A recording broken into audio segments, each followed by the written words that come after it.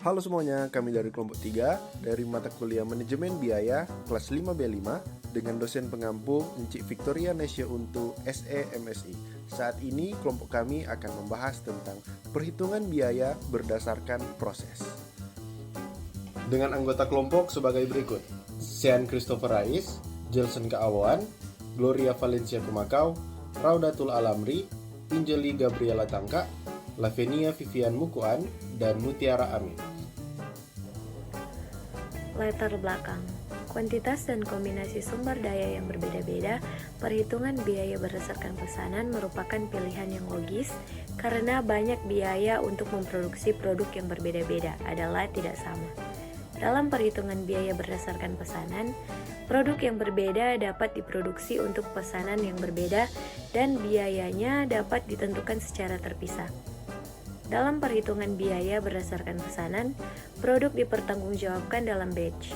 Setiap batch diperlukan sebagai pesanan yang terpisah, dan pesanan tersebut merupakan objek biayanya. Semua biaya yang terjadi dalam produksi suatu pesanan dibebankan ke kartu biaya pesanan tersebut. Jika pekerjaan yang dilakukan untuk suatu pesanan terjadi di lebih dari satu departemen atau pusat biaya atau cost center yang lain, biaya yang terjadi di pusat biaya diakumulasikan di kartu biaya pesanan.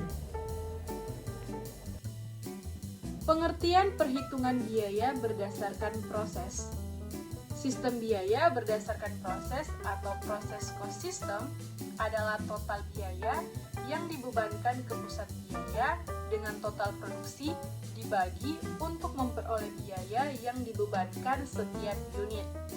Pusat biaya adalah produk sejenis atau homogen dalam suatu departemen, dan pusat biaya tersebut diperoleh dari beban bahan baku, tenaga kerja, dan overhead. Sedangkan biaya sendiri menurut Hongren, yaitu biaya didefinisikan sebagai suatu sumber daya yang dikorbankan atau dilepaskan untuk mencapai tujuan tertentu. Selanjutnya, tahap perhitungan. Pada sistem perhitungan biaya berdasarkan proses secara umum adalah laporan biaya produksi. Laporan biaya produksi meringkas jumlah unit fisik dan unit ekuivalen dari satu departemen, biaya yang dikeluarkan selama periode bersangkutan.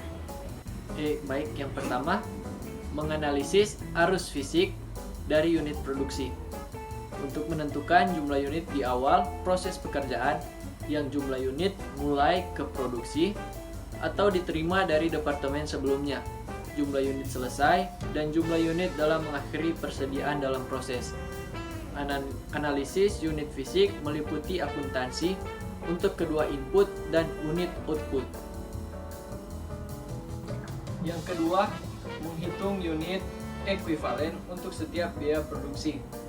Tujuan dari produksi unit setara dengan produksi untuk bahan baku langsung, tenaga kerja langsung, dan biaya overhead pabrik adalah untuk mengukur kerja total pengeluaran periode selama akuntansi periode. Yang ketiga, menentukan total biaya untuk setiap elemen biaya produksi. Biaya produksi total untuk setiap elemen biaya, yaitu bahan, tenaga kerja, dan overhead. Termasuk saat ini biaya yang dikeluarkan dan biaya persediaan unit dalam proses awal besarnya biaya ini diperoleh dari permintaan resmi materi, kartu waktu kerja, dan lembar alokasi biaya overhead pabrik. Yang keempat, menghitung biaya per unit ekuivalen untuk setiap elemen biaya produksi. Tujuan dari komputasi bahan baku langsung, tenaga kerja langsung, dan biaya overhead pabrik per ekuivalen unit produksi adalah untuk memiliki produk yang tepat biaya dan penentuan pendapat untuk periode akuntansi yang meliputi unit baik lengkap dan tidak lengkap. Yang kelima, membedakan total biaya produksi ke unit yang telah selesai dan persediaan akhir barang dalam proses. Tujuan dari laporan biaya produksi untuk menentukan biaya produksi total yang dikeluarkan untuk unit diselesaikan selama periode dan unit yang masih dalam proses pada akhir. Selanjutnya adalah perhitungan biaya berdasarkan proses pada berbagai departemen. Perhitungan biaya berdasarkan proses digunakan saat produk dihasilkan dalam kondisi proses yang kontinu atau metode produksi massal, di mana produk-produk yang dihasilkan dalam suatu departemen atau pusat biaya lain yang bersifat homogen. Kondisi ini seringkali terdapat pada industri-industri yang memproduksi komoditas. Dalam perusahaan manufaktur, produksi dapat terjadi di beberapa departemen. Setiap departemen melakukan suatu operasi tertentu untuk menyelesaikan produk. Contoh, departemen pertama biasanya melakukan proses pekerjaan tahap bermain atas produk seperti memotong, mencetak, atau membentuk produk atau komponen-komponennya. Jika pekerjaan di departemen pertama selesai, unit-unit tersebut ditransfer ke departemen kedua. Departemen kedua kemudian melaksanakan tugasnya mulai dari perakitan, pengablasan, pengecekan, atau pengepakan, lalu mentransfer unit-unit tersebut ke departemen berikutnya yang kemudian melaksanakan tugasnya, dan demikian seterusnya sampai unit-unit tersebut akhirnya selesai dan ditransfer ke gudang barang jadi. Selanjutnya ada perbandingan antara metode rata-rata tertimbang dengan metode FIFO. Metode rata-rata tertimbang atau weighted average method dalam perhitungan biaya berdasarkan proses adalah metode yang menggabungkan unit dan biaya dari periode sekarang dengan unit dan biaya periode sebelumnya. Perhitungannya, unit ekuivalen produksi sama dengan unit yang ditransfer ke departemen berikutnya atau barang jadi ditambah dengan unit ekuivalen dalam persediaan akhir atau BDP. Kedua, metode FIFO atau first in first out method dalam perhitungan biaya berdasarkan proses adalah metode yang menganggap bahwa unit ekuivalen dan biaya per unit hanya berkaitan selama periode tertentu saja. Perhitungannya, unit ekuivalen produksi atau FIFO sama dengan unit ekuivalen untuk melengkapi persediaan awal ditambah unit yang masuk dan diselesaikan selama periode tertentu ditambah unit ekuivalen persediaan akhir barang dalam proses.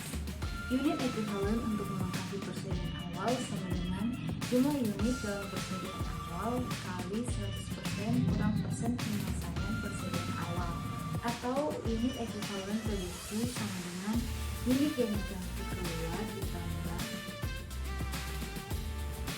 atau unit ekuivalen produksi sama dengan unit yang ditransfer keluar ditambah unit ekuivalen persediaan akhir BDP dikurangi unit.